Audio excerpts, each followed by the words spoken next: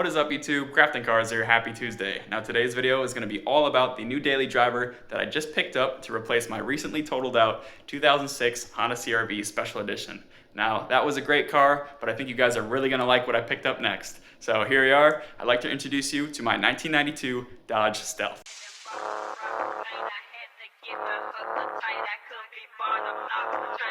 I'll let you live so you can take a message to your master for me. Tell him the Black Swordsman has come.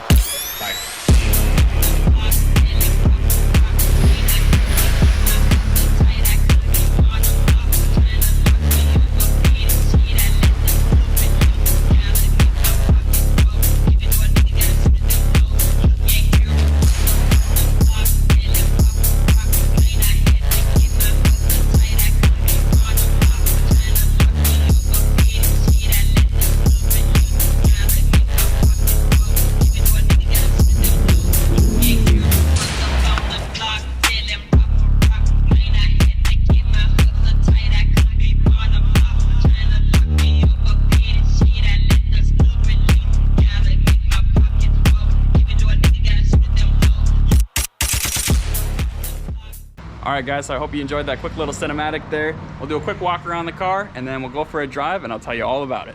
So I've cleaned this car up a little bit since I bought it. It was sitting kind of in the woods, so there was a lot of moss and kind of fungus growing on it. But as you can see, the exterior of this car is in very good condition, especially for a 1992. The real only kind of big impurity we're seeing is in the front here. We got some major rock chips or maybe a scrape. That'll be pretty easy to touch up, so I'll have to pick up some touch-up paint for that. But as you walk around the car, you'll notice that that's about it. It's very clean, white pearl paint job. And if you look underneath the car, there is not a speck of rust on it. So especially for Minnesota, this is exceptional condition. So I'm very excited with this. It's actually cleaner than my 2006 Honda CR-V Special Edition. And I used to think that thing was clean. So we're sitting pretty good. Oh yeah, you can see the interior also in really good condition.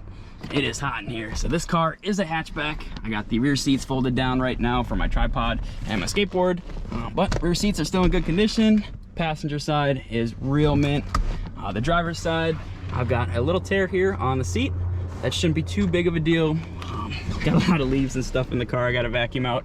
And you see the shift boot, it's got a little bit of tearing, but that'll be also pretty easy replacement. And then on this car, we've got the optional, this is a cassette player, still works, and we have a CD player, which is pretty big for 1992. The one thing that does not work inside the interior is the HVAC display. So as you can kind of see, this is usually a backlit display, but this displays the temperature. So it's got a hot to cold meter here. It's got the fan speed, so it's got a high to low meter here. And then it's got temperature readout, and then it shows where the air is blowing and if the HVAC is in auto or econ mode. So these are pretty easy to replace, are pretty easy to service. You pull them out and there's actually a very simple circuit board. And I know there is one dude on eBay right now that actually takes those, and for 99 bucks, you could ship it to him. He will fix it in 1 to 2 days and he'll ship it back to you. So that's something I'm a little bit interested in. So if I can't fix it myself, that's probably what I'm gonna end up doing. And then one other little quirk that doesn't work on this car is the antenna. So with these Dodge Stealths, they have motorized antennas. So when you turn the car on and shut the car off, as the radio powers on, that antenna will extend and retract all by itself without you having to push any buttons or anything.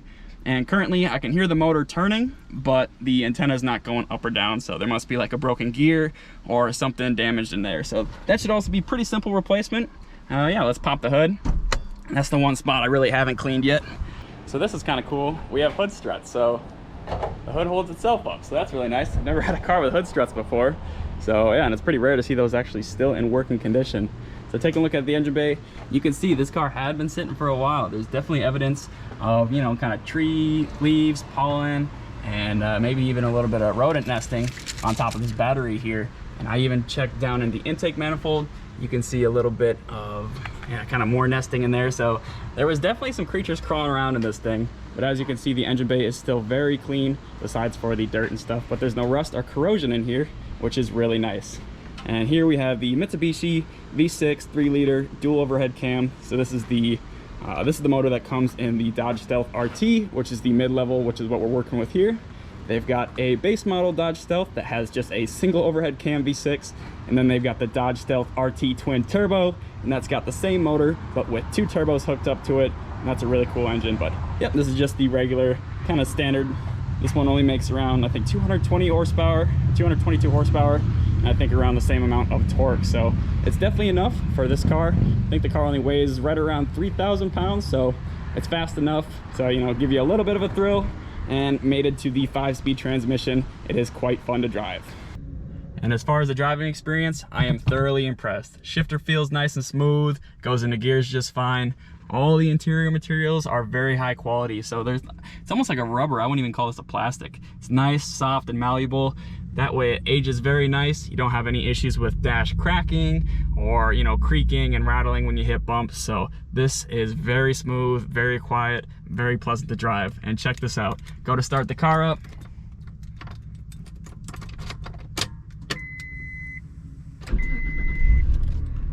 Like a dream, runs like a top. This thing is super smooth.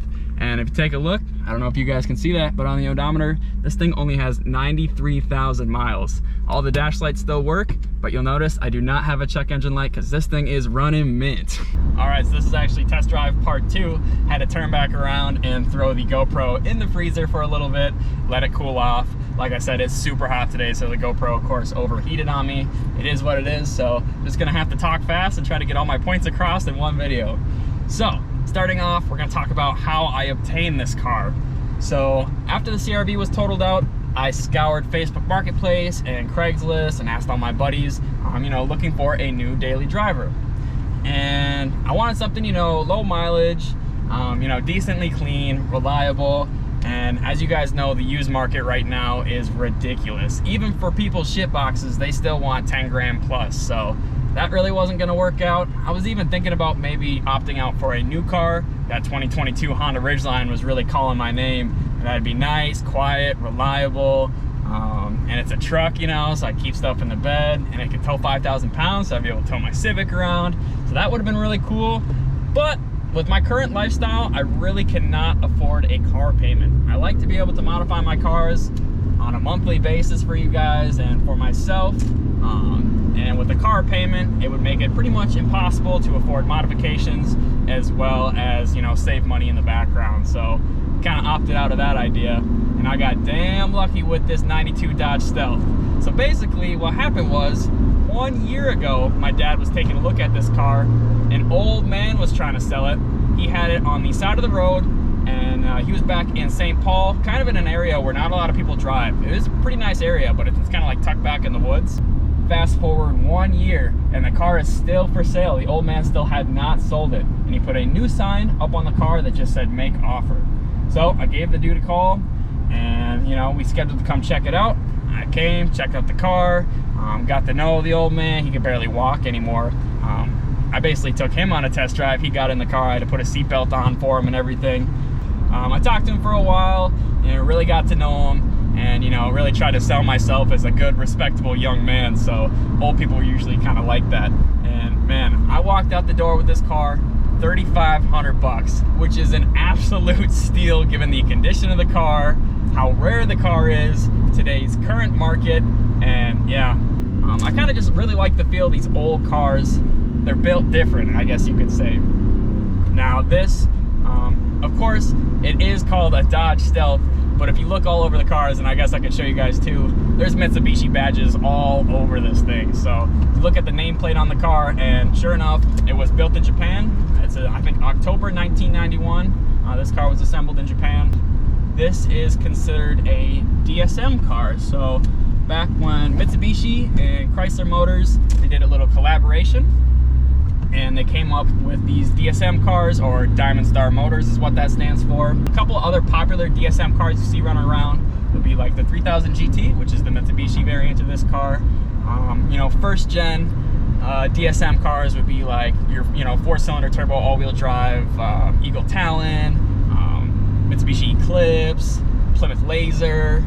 I'm probably forgetting a couple, but oh yeah, Chrysler Conquest, Mitsubishi Starion, and think you guys are seeing the pattern here. I think this is actually considered a second gen DSM, and a lot of the second gen DSMs, they have V6s in them instead of 4-bangers. So this is one of those second gen DSMs, and this was on the market to compete with cars, you know, other sport touring cars like the 300ZX, the Nissan 300ZX, Subaru SVX, and kind of those, you know, a little higher luxury sport touring cars. And when you look at this thing, you think, luxury, what are you talking about? Well, let me explain. So they have tons of little options that were pretty scarce back in 1992. So cassette player, that was pretty standard. But that cassette player actually does the rewind and plays both sides of the cassette, which is kind of nice. My dad gave me a couple little cassette tapes back in the day from when he used to cruise around in these old cars. And he actually had a Dodge Stealth back in the day too, so that's pretty nostalgic for me, at least, hopping back in this thing. But things, you know, like you got your pop-up headlights, they still work. The seat here is completely electronically controlled, so I can go up, down, left, right, back, forward, all that good stuff. And then one of my favorite parts about the seat is the electronic bolstering and lumbar support. So I push forward on a little switch here, and I've got a little pad that's kind of pushing on my lower back, and then I move left to right on the switch, and as you can see, the bolsters in the car, they open up, and I push the other direction, and then they close in, and they really hug you, so that's really cool. Probably one of my favorite features of the car. We're getting into a pretty twisty section of road here before the GoPro overheats. I'll flip it around. I don't really have much to mount it to, but I'll try to give you somewhat of a POV driving experience. So here's what it's like sitting in the driver's seat. As you can see, the interior is very driver oriented, which gives it a nice cockpit type feel. And I'm in touring mode now, but as you can see, going around corners, steers very flat, very tight, and has enough power to really pull out of the corners. And it just feels great. And here's another sharp corner here. Drop her in a second for this one, pop her into sport mode, turn the wipers on, and man, oh man, that is what I'm talking about. All right, I'll catch back up with you guys when I get home. I'm sweating my ass off, so I'm gonna roll down the windows and enjoy my drive back. All right, guys, now we're back home. I'm getting ready to post this video. I'd like to hear what you guys think about the new daily driver. If you guys have any ideas for maybe future modifications. It is a daily driver, of course, so I don't want to get too crazy with it. You know, first thing I really want to do is fix up all the little bugs, get the car looking and functioning like brand new again. And then a stereo system, I think, is probably coming up pretty soon in the future. As far as like maybe lowering the car or like power mods or anything like that, I'm not so sure if I want to really go down that path with this car. I'd like to keep it pretty original, and like it'd be cool to drop it and put some nice wheels on it, but I do not want to mess with the electronically controlled suspension that's already on the car. It is a really cool feature to switch from touring mode to sport mode and have that kind of difference in handling. I kind of like those kind of like quirky 80s, 90s kind of features they threw in the cars, and that's kind of what makes the Dodge Stealth special, but you know, my mind might change in the future. So yeah, like I said, let me know. Now would be a really good time to like, share, and subscribe. I'm sure we're probably gonna have more Civic content coming up this next Tuesday. I'm gonna be rebuilding the front suspension and doing some restoration on that. So yeah, as always, thanks for tuning in to Crafting Cars, and I'll see you next time. Bye.